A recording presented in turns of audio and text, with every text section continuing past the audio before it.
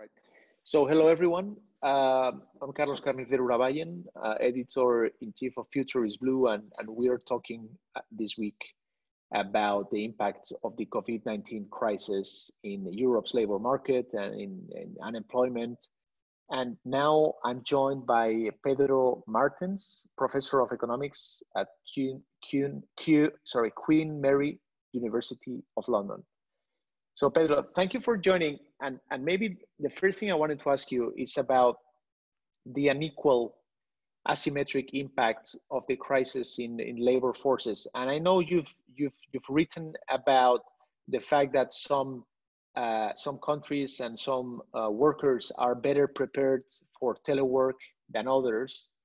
And I wonder whether this has an impact in labor forces, and of course this crisis should affect some more than others. Maybe you can tell us about that. Sure, pleasure to join you. Indeed, when one looks at the crisis from a first perspective, the crisis seems to be symmetric in that the shock hits all the countries more or less in the same way. But when one digs a little deeper, one tends to find big differences across countries. And indeed, the sectoral and the occupational distribution of jobs across labor markets can be very different. And I think this plays an important role in explaining the different outcomes, namely in terms of unemployment. Some countries have a very strong presence of workers that cannot do their jobs in terms of remote working. And of course, that can affect very strongly their ability to withstand the shock from the virus.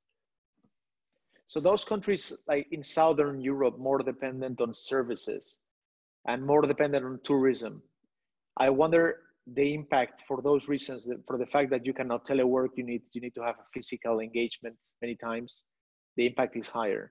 Is that correct? Yes, I think so. So there will be a supply side component, which is about the ability to conduct one's work remotely. And of course, there is also a demand side dimension, which is about the health implications of the virus. So I think in Southern Europe, we are bracing ourselves for a very significant negative shock because indeed many of the jobs there, especially those that are really important for young people, they require lots of interaction with customers. So things are not looking very good, I think, for Southern Europe these days. So many governments have put in place some kind of short-term arrangements to protect labor forces because maybe their companies were literally frozen. They stopped producing. So there were some kind of social mechanisms to protect those workers. Of course, these mechanisms cannot stay forever and they need to be lifted. And I wonder, how can you lift those measures without provoking massive unemployment? So how do you play these two cards? I mean, these schemes were very successful in the last crisis in some countries. For instance, in Germany, these schemes were credited as a big explanation of their very good performance. Unemployment had really very good performance at that time. Now the shock is a bit different. So our approach to the modeling of this policy tool may also need to change a bit. So on the one hand, of course, we want to promote the resilience of jobs that are good jobs, are jobs that make sense, but are subject to a temporary shock. So this policy tool is very good for that, so that firms can keep those jobs that will resume sooner or later, as soon as the health dimension goes away. On the other hand, there will inevitably be some degree of reallocation in the economy. Some firms will eventually need to leave the market because they simply cannot survive in the new conditions.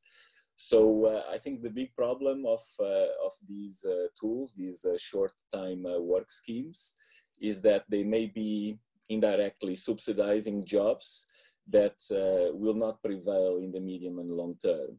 So I think these tools should be adjusted gradually.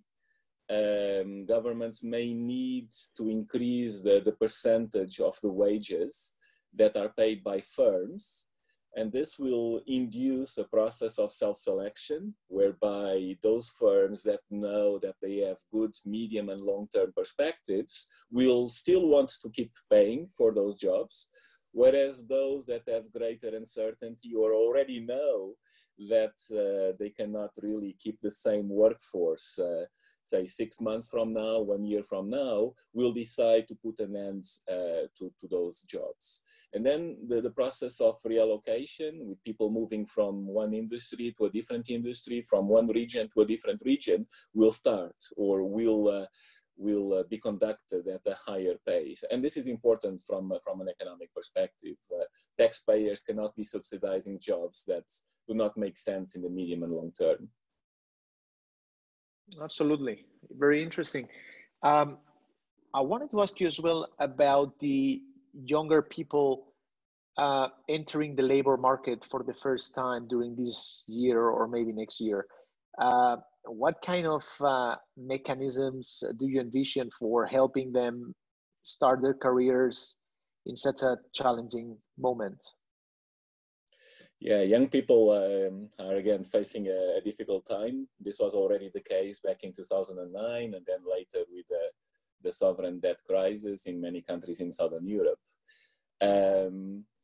I think there is a big role to be played by the public employment services, the agencies that support job seekers. Europe had a big program called the Youth Guarantee, whereby in many countries, young people would be able to get either a traineeship, an apprenticeship, an education opportunity, or a job in a period of 4 months after the end of their previous occupation.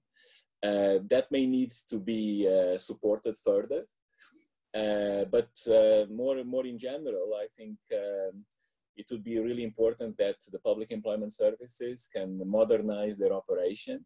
I think they may need to invest very strongly in the so-called labor market information services. I think the labor market will be changing quite dramatically, is already changing, but will keep on changing over the next months.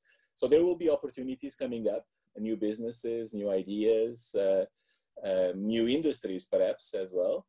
And it will be important to collect all that information and make it available in an efficient manner to young people and anybody else that is searching for jobs, so that they can plan ahead and apply to those vacancies that may offer better opportunities. So I think that there is this matching dimension of the labor market that can be supported by public employment services, and many have already done quite a lot in that respect. Perhaps I can also mention the issue of the wage adjustments. So when there is a big crisis, in most markets that are more flexible, wages tend to adjust a little bit or a lot, depending on the circumstances and the nature of the shock. In Southern Europe, there are many restrictions in that respect. Sometimes the minimum wages are very high relatively to the average wage in the labor markets. That can be an issue. And on top of that, of course, there is collective bargaining, which sets many minimum wages across industries and regions. So some flexibility in those two dimensions may be important in terms of making sure that the shock has not a very big effect in terms of the employment, in particular the employment of young people. And of course, we know that if people, when they are entering the labor markets, they have to wait a long time as unemployed, that can have a very strong negative scaring effect over their careers. So I think to prevent another generation that may otherwise suffer a lot, we may think about these multiple dimensions. And in that case, maybe things will not be that bad. Otherwise, I fear that indeed the shock will have very negative consequences. We've been talking for a while about artificial intelligence, robotization. I think this crisis is going to even accelerate more digital transformation. And obviously, this is going to have an impact in labor markets. And considering what just happened with the pandemic, and probably we're going to see the worst effects in labor markets in the next months and maybe next year.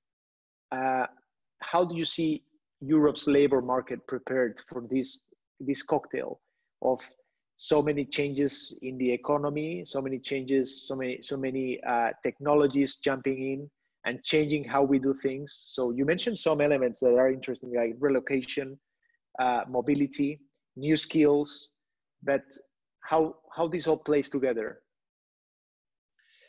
I have to say that before the crisis, I was fairly positive about the effects of automation and artificial intelligence in terms of the labor market.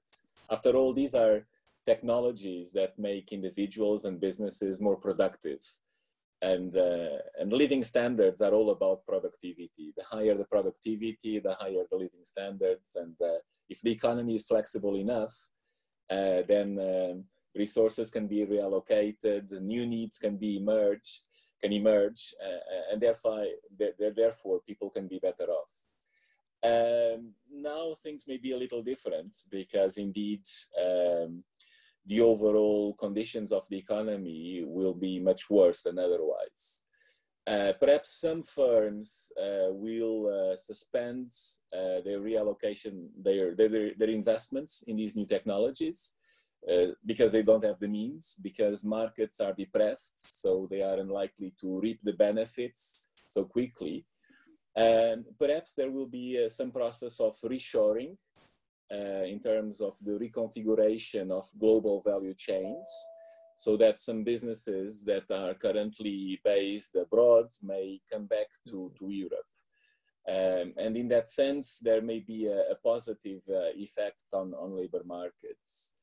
But again, I think while I was confident that we would be able to adjust to the shock from automation, to be facing simultaneously a shock from automation and the shock from the virus, which of course may still come back in terms of a second wave, will put much greater pressure in the labor markets. It will, for sure. All right, Pedro Martins, Professor of Economics at Queen Mary University in London. It was very interesting talking to you, so we'll be in touch, and thank you for joining the Future is Blue video talks. Thank you very much. All right, thanks.